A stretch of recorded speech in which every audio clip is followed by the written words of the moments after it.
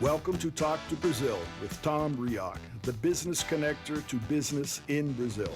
Welcome to Talk to Brazil, the Business Connection, a leading business podcast talking about business in the world.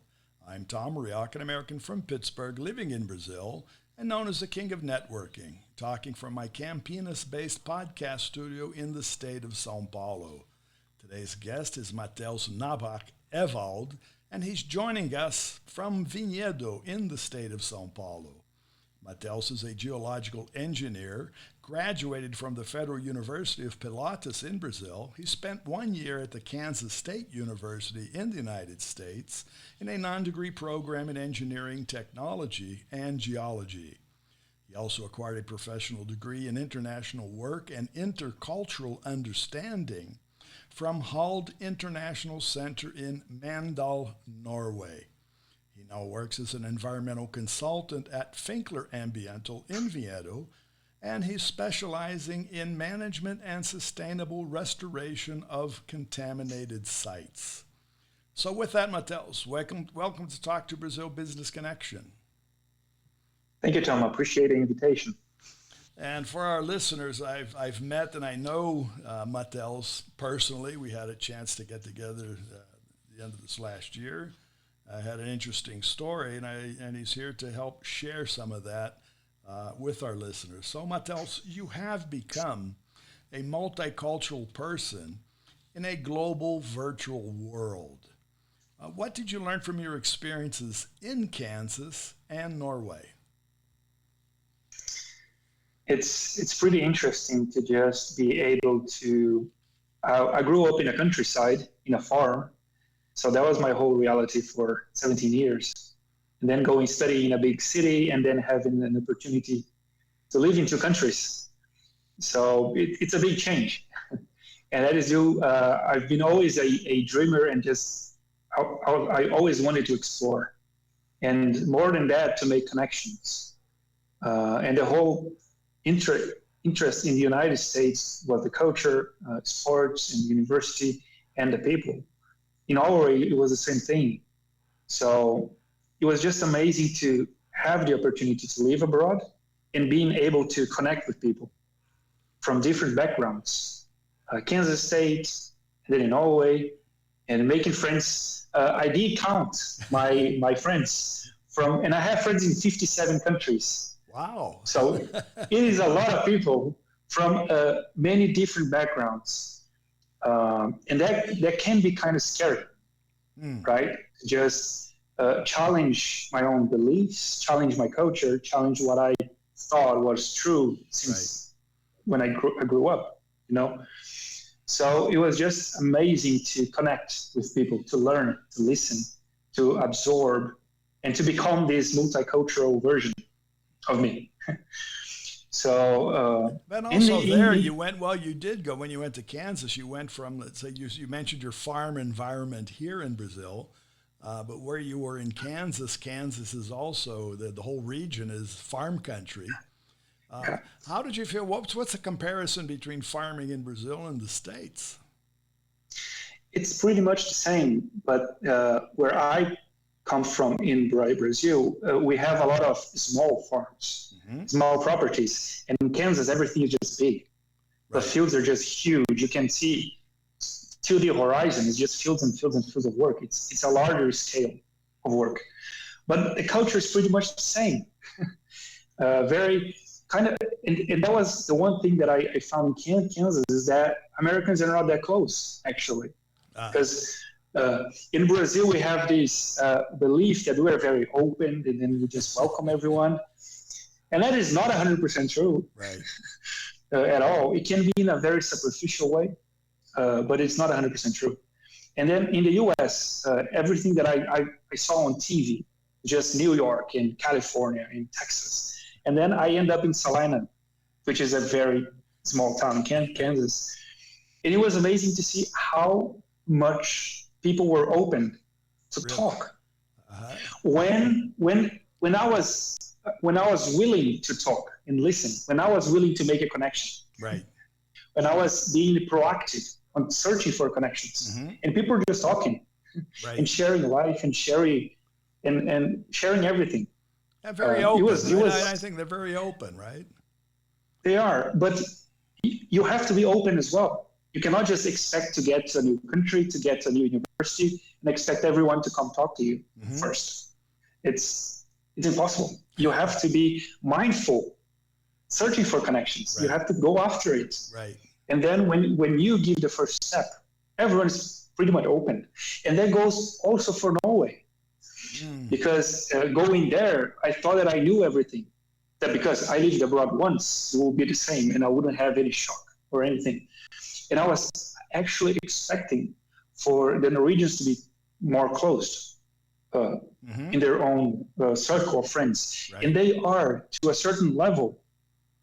But everything changes when you are willing to go a little bit extra to make a connection. Right. And that for me in Norway was trying to learn the language. Well, because that's a key point everywhere, right? It's a key point everywhere. But foreigners, when they go to Norway, they know that everyone speaks English. And you can go pretty much everywhere speaking in English because everyone's going to talk in English. In Norway. Yeah. Because that's their level of education. Right. But it's not their mother tongue. It's hard to connect. It's hard to be 100% yourself when you're not talking in your language. Right.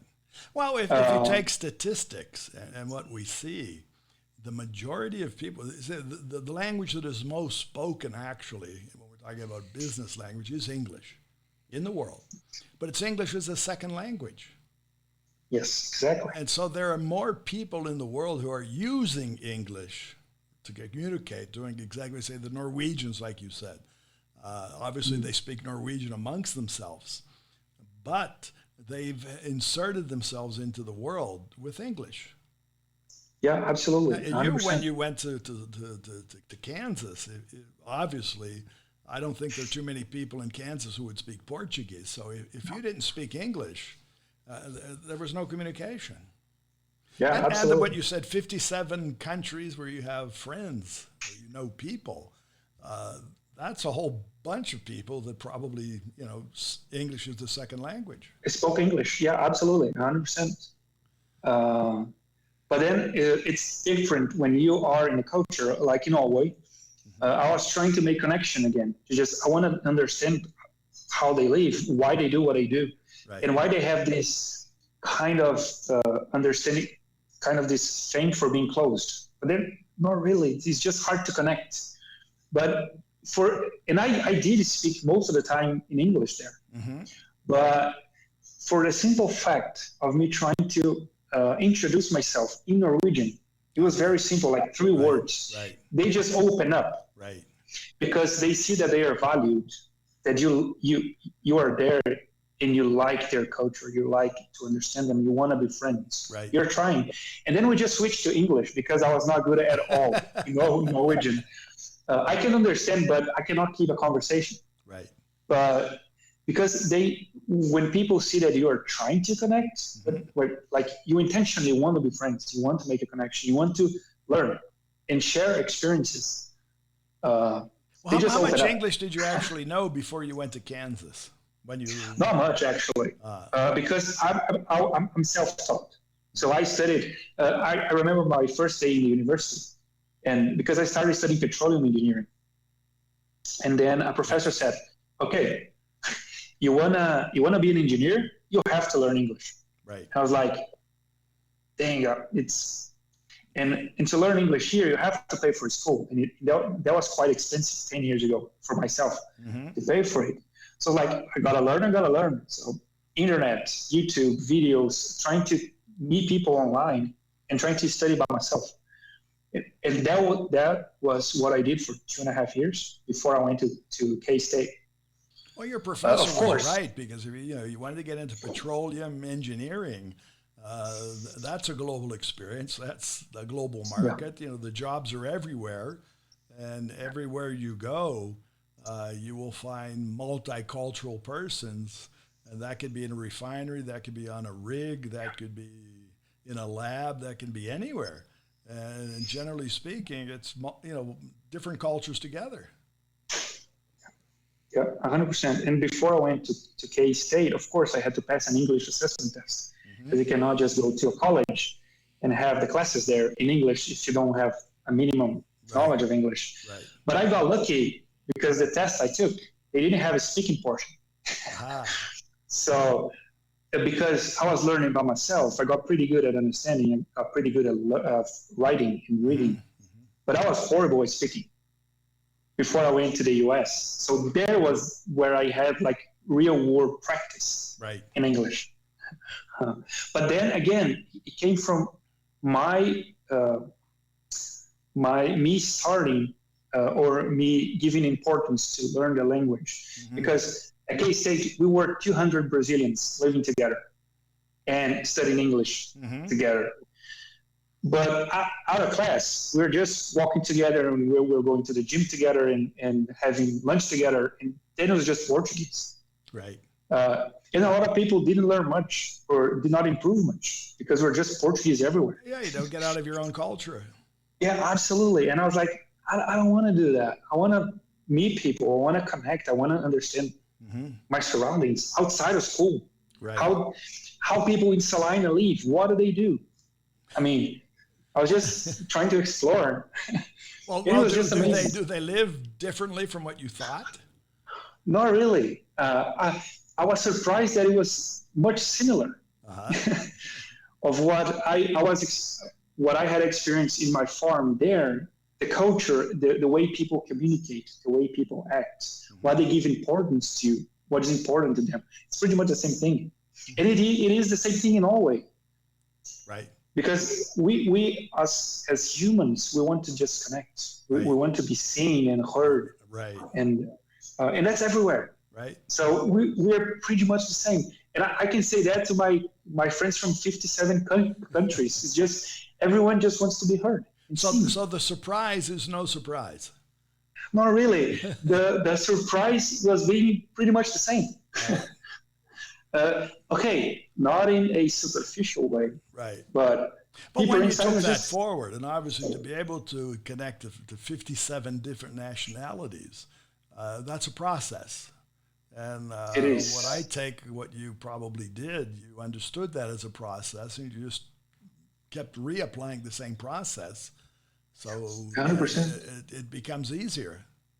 It becomes easier. It's just you have to be willing to learn, to be not talk but listen, right? And to appreciate learning, appreciate the differences. To know that I cannot do some things to a Japanese person because that's offensive. Right. But for me, as a Brazilian, is okay. Like hugging. Brazilians love hugging. We hug just everyone. Because it's just an act of being friendly. Right. But in other parts of the world, hugging is just for family, for close friends, or you don't hug at all. Right. And that's not just right. And today, in many places, if you touch someone, they're offended. Yeah, 100%. And it's not just right or wrong. Right. It's different. Right. It's different. And it has the same importance and value, and we have just to be open to see that. And well, you were able to do that because you traveled, and you were doing that at a time when you were able to travel. Today, we're in a remote, virtual situation. The world has changed. Many people need to reach out. Do the same things matter? Is it the same way to connect remotely or face-to-face?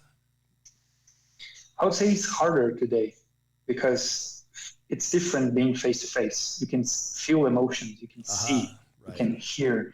There's a lot of soft things going, like you can read in between the lines in the way people say things, how they behave, how their body moves. But I think the core approach is the same. You have to give the first step. You have to just reach out, be intentional of what you do. So, and nowadays, if we think 20 years ago, it was harder to go from Brazil to the US and connect with people. Right. Nowadays, we have the internet. It is easier actually to connect, but it takes a little bit more effort. Well, in the word, what you said, it's empathy. You need to empathy. You need to develop that, and I say everybody needs to develop that everywhere. But I think that's the basis of starting relationships, and that's face to face or remotely. It is a bigger challenge remotely, Yeah, it is. Because even connecting, the technology and connecting, for some people is a challenge. And that's not only the challenge, for the individuals. It's a challenge because the technology may not be there. I interview people throughout the world, and I can't say that it's the same because there isn't the same internet connection. There isn't the same way of connecting sometimes, so it becomes more difficult. And that's the challenge. But what I do feel, that the same what you just said, people value. They understand the value of connecting. They understand the value of relationships more, I think, than before. Yeah, I think so. And even and that's just psychology. We as humans, we want to connect. We need to. And even me, I'm an introvert. Talking to people, I am. You're an introvert, 57 different cultures. It is interesting because it takes a lot of effort and energy out of me to just connect and just be present in the moment and talking and listening. That I just pass out. And a lot of times I just prefer to stay at home and just by myself. But even me as an introvert, I need to know people. I need to learn. We as humans, we need that. Right. And but even before in person, we can set barriers as well. Now we have technology and we don't have internet speed enough just to talk. But even in person, like a lot of my friends who I live with in the US, they didn't connect with anyone outside the school because they didn't want to go outside. Right. Because it takes effort to get out of your comfort zone. Right. You have to be It's exposed. easy. No, yeah, and it's easy. No, it's easy to see your friends in school, and they could be multicultural, but it's easier. Yeah. It's easier, And I think you're right, but it's funny that you mentioned that you're an introvert because just a couple of weeks ago, I interviewed a woman from Singapore, and the first thing she starts out saying, she is an introvert. And she has developed, she's a coach, and she offers her services. And she has a whole different approach to introversion. Yeah. And what she says, and I think you prove that introverts, they actually value their relationships more. And they do drill down more in their relationships. And what she said, and that struck me, she says, most people think introverts aren't relationship type persons. And what you have just said, you just proved what she said. It's just a different way of going about it. Yeah, because we don't make an effort to just be friends with everyone. Right. I have this urge in myself to just go to a party, to be around people. If I have one people around myself and when we can talk, that's amazing. So I think introverts, we have a power to be okay with ourselves, by ourselves. Right. So it's awesome. But we need to connect as well, because everyone needs to connect. Well, I'm going to share this with her, and I'm going to share her connection with you, because that's an interesting conversation. Now, to our audience, and obviously today we have, throughout the world, young people going into school, continuing their education, looking out into this world that we're talking about. And it's not even a world anymore. We're looking at opportunities on the moon and Mars. So there's all kinds of things happening. What do you tell young people? What would you tell young people today that maybe you would hope to have known when you were their age starting school? What would you give? What tips could you give to people? I think I touched a little bit of what I'm going to say now, is just to realize that you have to be mindful of everything you do. Because we created a culture today, or an understanding that it's okay to just try again like 100 times and fail, and that's it. It's just a test run. Mm-hmm. In school is that you can go there and then you don't like it, and then you try another one, and then you just keep in that cycle. And mostly because people are not just mindful of what they are trying to do or what are their intentions. So what I would like to have known before I started school is just to experience the present, just to understand that everything I'm learning, because it's just, you learn a lot at the university. You have to adapt. Just to understand that everything has a purpose and everything is useful. Because we all have a lot of topics in classes that are just like, why do I need to learn that? Mm-hmm. Why am I saying this? I'm not going to use this ever again in my life. You will. Everything has a purpose. Right. And just understanding that and giving the proper value, it adds a lot at the end. Because when we get out of school, we are supposed to have figured out what we do. Right. Or we need to perform our profession. We need to just do things. And if we're not mindful, and if we haven't experienced that in the university, which is a safe place for you to experience failure, it's just studying. Right. We're not going to be able to do that outside in the marketplace. And then we're going to get frustrated with our job because we are being asked a lot and we don't have any ways how to deal with it. Well, two things come out of that, which I agree. The technical side, the technical aspects of learning, obviously still has value. Many years ago, when I first came to Brazil in 1970, here in Brazil, if you had a degree, you got a job, period. Whatever that degree was, you would get a job and you would have a career.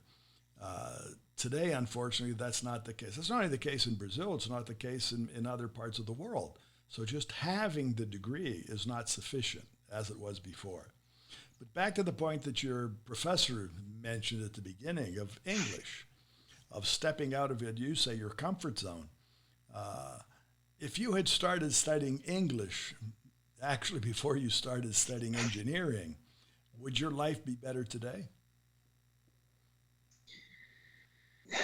I don't think so. That will make a difference because we have to understand the context around myself in my farm town, in this small town, where I think I might be the only one who speaks English. I don't know. It's just too few people there. And then going to university and just like, okay, now you need to learn. In that context of the university, of my personal development, in that stage, English was important. Before, it wasn't so much because we didn't have internet. It was a countryside. So I didn't have the need to, or the opportunity. Would my life be easier? Yeah, 100%. No, to that point that you didn't have the need, and I agree with you. You didn't have the need because you weren't exposed to the rest of the world. Many other parts of the world, when you didn't have internet, had internet. Today, in Brazil, we're talking about 5G, like it's something new. In the States, in China, in Korea, 5G is old. So there's that lag of technology, and really when you're not exposed, you don't know. So you don't know what you don't have. And actually, that phrase "you don't know" it's true because we don't know. Right. Because like the world is so rich of a lot of people, different things to eat, different ways to speak, to express yourselves.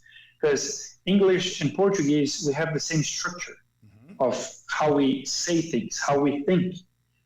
And there are languages where everything is just shifted around because we don't say adjectives and then nouns and then things and then it changes the way people think. Right. There are parts of the world where I read an article where it says that the hardest language to learn in the world is it's a language from a small tribe in the Amazon because they don't have future. They don't have abstract. So if you don't see a person, you talk about them as they are dead. Right. Because you don't see the person, you cannot even process. Can't even imagine, right. You cannot imagine the existence of that person in the way they speak. Right. And that changes the way they think because they don't have abstract. They don't have like, what am I going to do with my life? You know, you don't have those big questions, and that doesn't make them better or worse or less intelligent or more. It's just different. And it's amazing. Because we don't know what we don't know. They may be happier. We don't know. Yeah, absolutely. 100%. It's just different. that's rich. It's amazing to travel the world. A lot of people just go for fun and just go to see beautiful places and nature and so. But the biggest thing that I take from just going around is just connecting with people. But when you did that and you started to realize in Kansas or in Norway that you didn't know, did that frustrate you or did that open you up to want to know? It opened a lot more, I think, because I realized that everything is much bigger than what I understood. Mm-hmm. And it's just crazy. And I have a few friends who came back to their cities and to Brazil, and the reverse cultural shock is stronger than the one that you experience living abroad. Right. Because we get frustrated with our reality that we thought was home. Right. So I go back to my small town there, and then those people, many are not, they don't experience this. They're not exposed to this. But it's just like, well, no comparison. That's their reality. No we have, right? We cannot compare. It's not right or wrong, or it's worse or not. It's just the way it is. So the more we compare, then that's the challenge of what do we do with the comparison? Absolutely, 100%. And we have to give up just comparing ourselves or comparing our countries. Just live in the present and do the best we can. That's the beauty of just knowing a lot of people, just learning, just knowing that I know, wow, there's so much more which I don't know yet. No, but you do apply what you do know. Yeah, 100%. And what you did learn and what you do know, and what you learned, obviously career-wise, that's helped you a lot.